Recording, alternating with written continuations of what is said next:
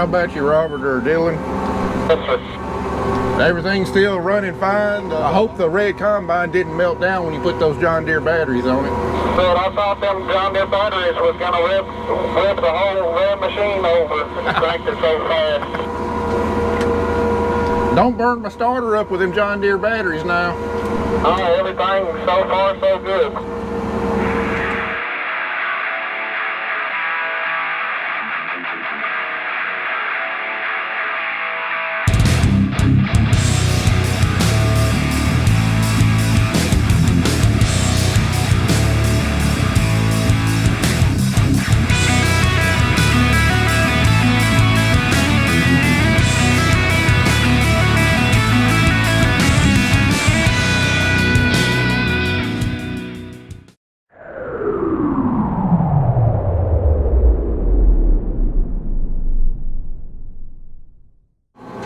Anyway, we're getting finished up over here on the Ellington farm this morning. Got like 10, 11 acres left. Then we're going to get moved up to Madison County, Clanton. Hopefully get this drill empty by around 11:30 to 12. That's when University of Tennessee and Pioneer is going to be out. We're going to plant a bunch of test plots. Had a really early morning, I guess you could call it, last night. Walked in the house about 1 o'clock. But anyway, got back out this morning. Got filled up with seed, everything serviced, trucks moved, and get started planting back by 9 o'clock, so should be doable. I'd really love to get this farm done and then the 110 acres over there on Clanton done today, but with all the test plots we got to put in, I think we got to put in like, we got to plant like 27 varieties, and that's going to take a while. I don't know if I'll be able to get that much done today or not, but I'm gonna roll on as late as I can. We got pretty big fields over there, so I should be more efficient once we get done with the plots than what I was yesterday with all the small fields we had to mess with yesterday.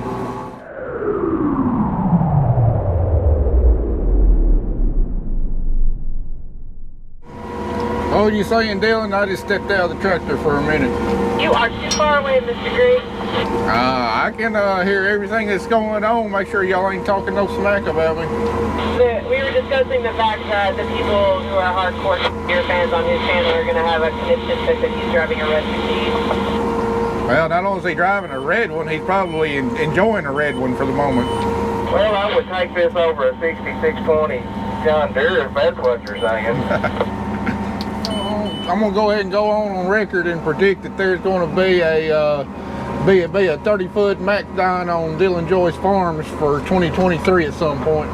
I don't know what Dylan's going to be doing in 2023. He's going to have to take a hard look at his finances. I think we're going to have a little better year than I thought we was when it's all said and done. Well, just wait till you get to try out that R-Series sprayer tomorrow. You're really going to have some hard decisions coming. Well, I know there will be a sprayer. It might not be an R-Series. We're looking hard at 4720s and 4730s. What's those beans yielding over there, Dylan? Whole farm average was showing 42 when I started this morning. We're getting down here in these little flags. They're making pretty dang good, 55 to 65. I had probably a little better than I had that farm pegged. That's probably my worst farm, and then that last dry spell we had there in September took the top end off everything. Yeah, if we'd had about 2 more rains in September, it would have made a big difference. I think once you cross the road, you'll probably be able to keep Robert a little bit more busy. I'd like to ask all these old men that years ago laid all these things out, these terraces and such, what in the world was they thinking?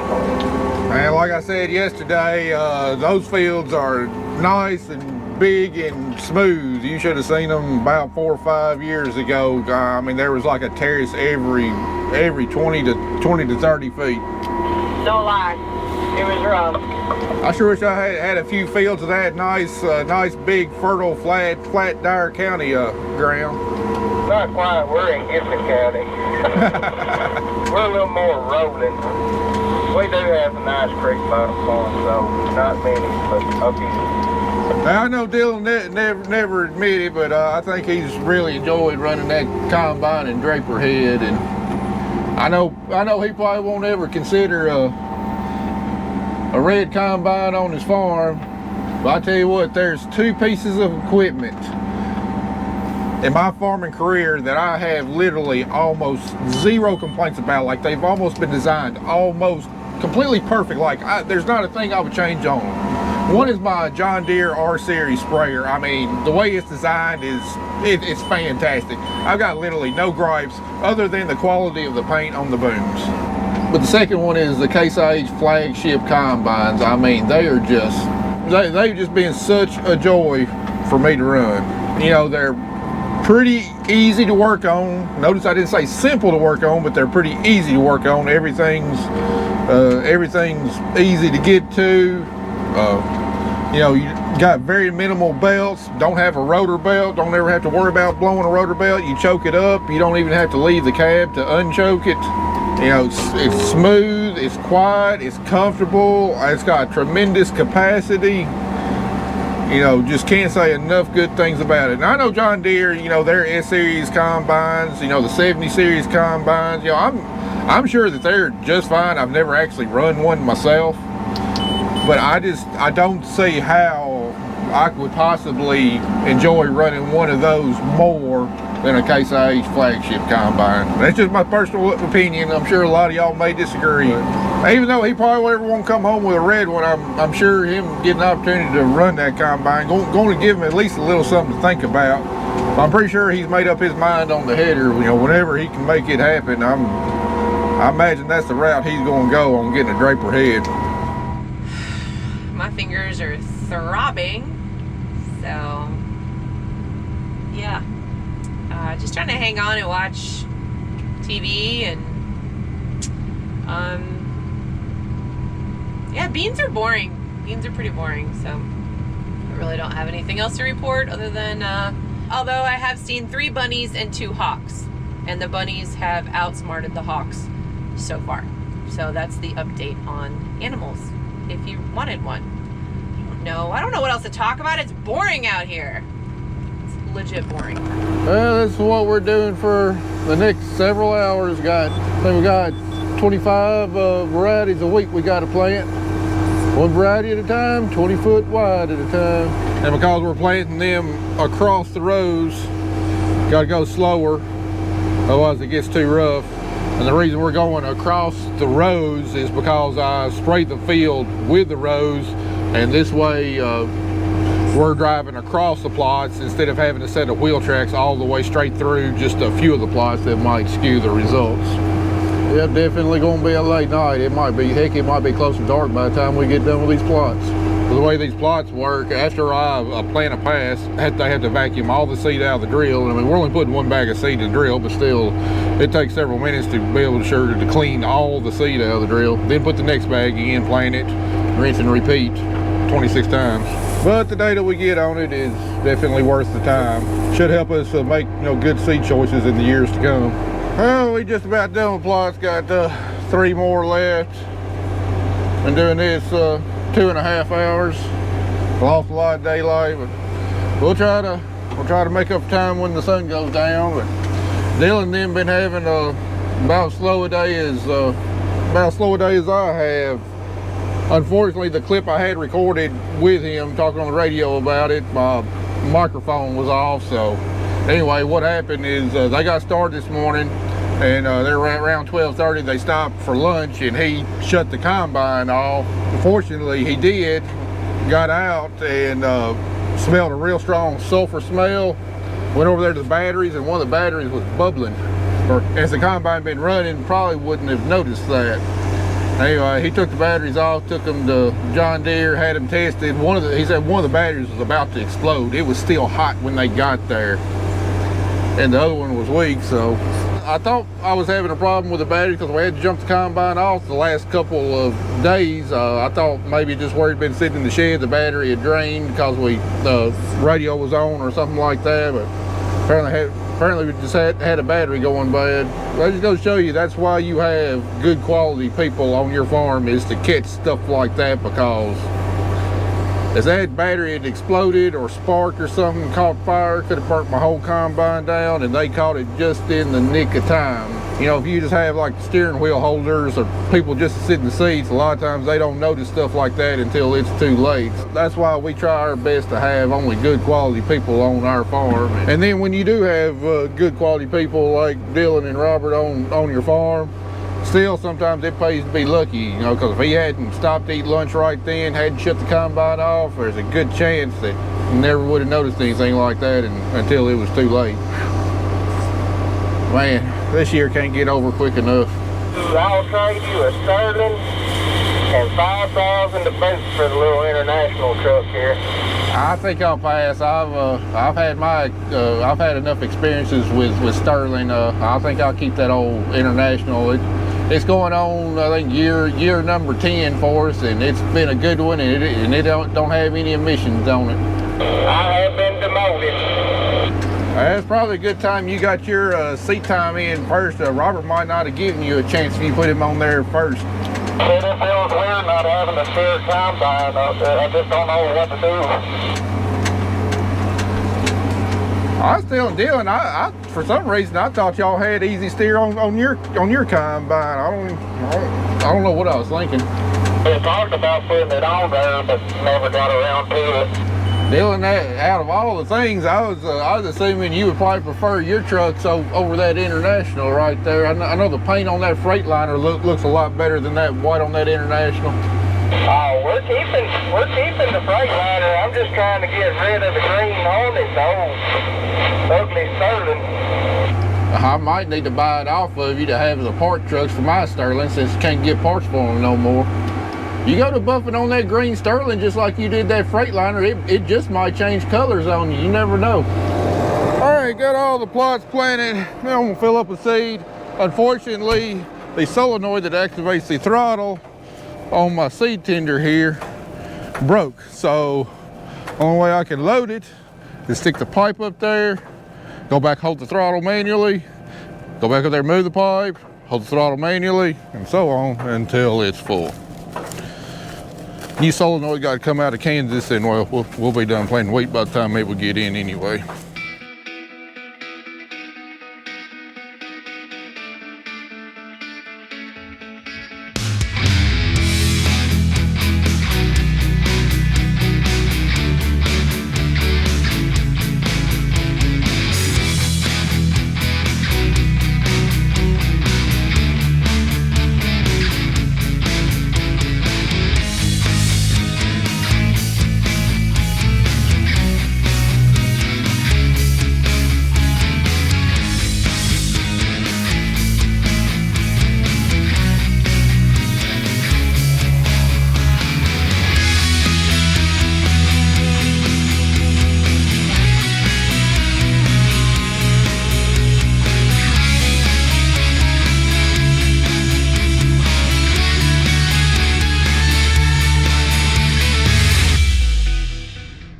To move the seed tender over there where the right hand side of it is down in the rut to try and get that spout several inches higher.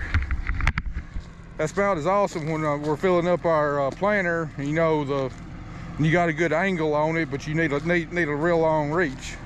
When you got a drill with a box that high, a spout that long works against you pretty bad. All right, 3,900 more pounds, 25, 26 more acres to go. Out there in the field, my coyote friend is back. There he is. I named him Wiley because he's crazy. Look, just out there just chilling. Hey baby, what's up? He's a little crazy, but he don't get too close. Yep, there he goes. Just like, oh hey, what's up? When I was planting this field, he would legit follow me around with like a piece of plastic in his mouth, and then he disappeared for a while, and then he was back again. Yeah, I guess he wants us to run out some bunnies or something, but just, it's like, hey, what's up? Thanks, appreciate it. All right, we had a couple passes left because Pioneer pulled 2 varieties out of the plots where I'd already had it laid off. So I'm putting in a plot of this variety I've been planting, Pioneer 25R40. Been my favorite wheat variety of all time. Hadn't been in production for a couple of years, so I'm gonna put it in here, and then we'll see how it compares to the supposedly newer and better varieties. If I had to bet, I'd say at the very least it's going to hold its own, if not win the whole thing. So might as well make use of this spot and get some good data off of it. At least let me know whether I can keep on saving this seed, or if maybe I need to start producing some of the newer varieties. But truth be told, there haven't been near as many advances in breeding of wheat seed as there has been corn and soybeans. You know, as a lot of y'all know, wheat is not a GMO. It has not been introduced with any traits or whatever, and therefore it is legal for farmers to save. So therefore the seed companies don't spend a lot of money on R&D, and you know, I mean, they're making small incremental improvements in wheat genetics, but nothing like what we see in corn and soybeans. So these varieties tend to hang around quite a bit longer, and even some of these older varieties can still hold their own several years later. But we'll find out next June though. But talking about GMOs, you know, there's a lot of hubbub around the world about GMOs. Me personally, I don't have anything against them if they're done right and done ethically, because I think that it can really help the world produce a plentiful and cheap supply of food, which the majority of the people in the world need.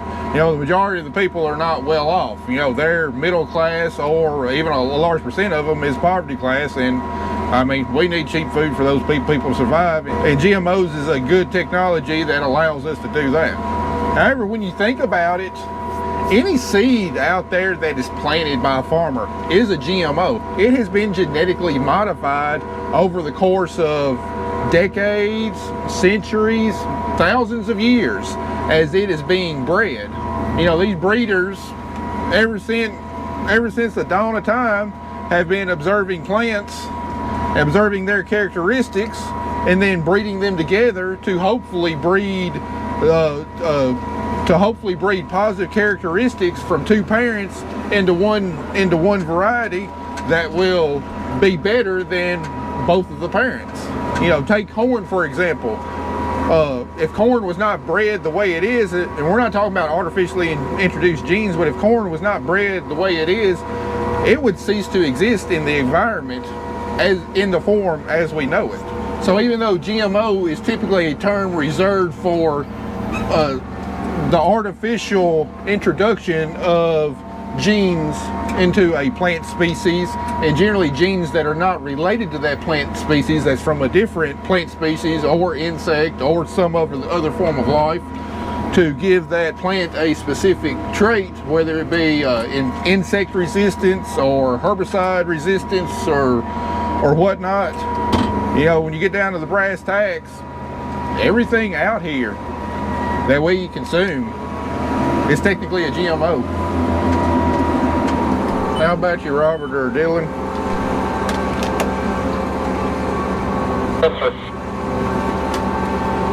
Everything's still running fine. I hope the red combine didn't melt down when you put those John Deere batteries on it. No, but I thought it was gonna turn the whole machine over. Do what? But I thought them John Deere batteries was gonna rip the whole red machine over. It cranked it so fast. Don't burn my starter up with them John Deere batteries now. Everything so far so good. And y'all say those batteries from Tennessee Tractor are cheaper than the ones from Napa? I think they was $160 a piece. Well, that ain't bad. I was kind of expecting them to be between 180 to 200 for those batteries. That might be another good benefit of getting Robert and Dylan out here. You know, farmers can always learn from other farmers, and they just might have showed me a cheaper source of batteries. You don't normally put cheaper and John Deere together in the same sentence, but when it comes to batteries, maybe it is.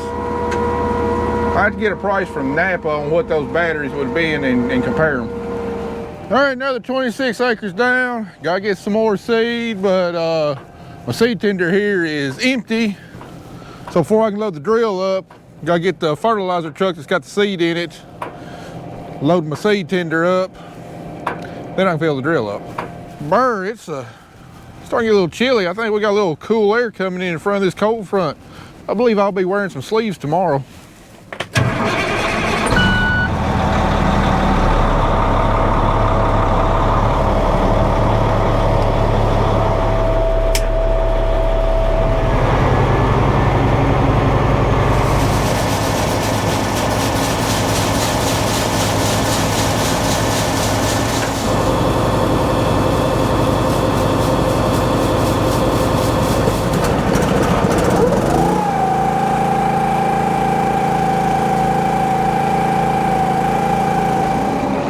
Alright, it's 9:30. We just got filled up, got back on the road. We got about 35 acres left on this farm, and that's kind of what my goal is tonight. Don't know if I can keep my eyes open long enough to do that though. The main reason this one has to be done tonight is because NOAA just upped the rain chance tomorrow night to 50%.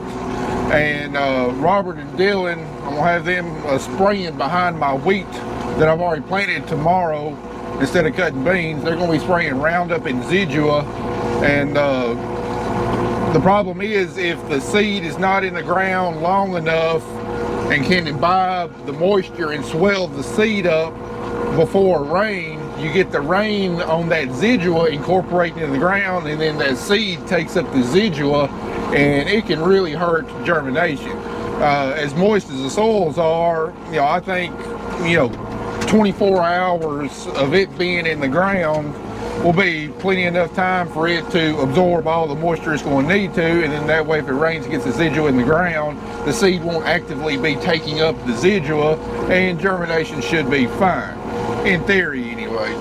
And this is one of the farms I was going to have them do, rather than trying to draw out a line on this farm and say, well, I need you to spray up to this point, but don't spray anything after that.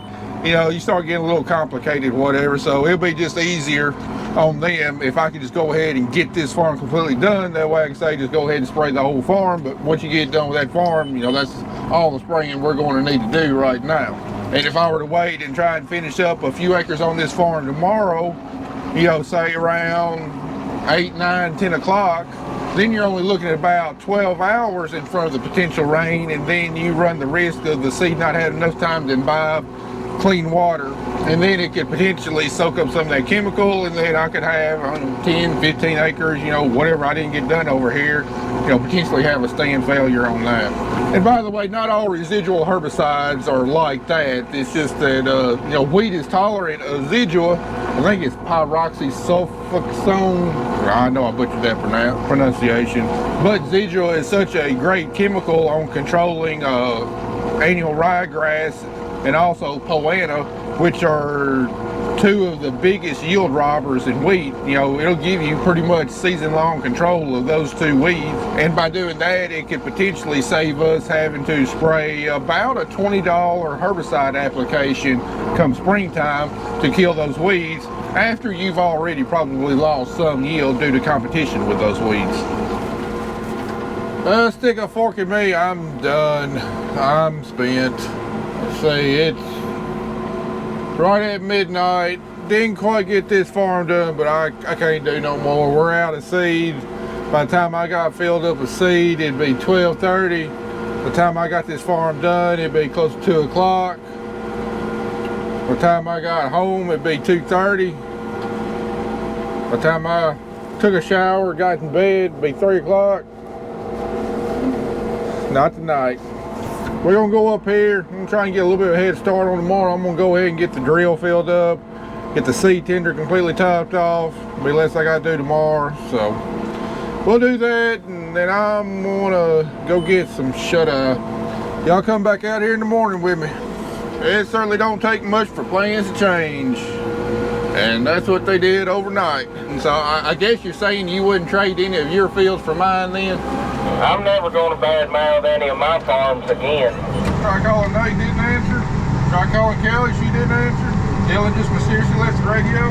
Did the rapture just happen and I get left behind? Woo-wee! Oh, it's cold out there. And to top it off, started sprinkling a little rain. Right now, my ETA of getting done I'm gonna say around 2:30 to 3 o'clock.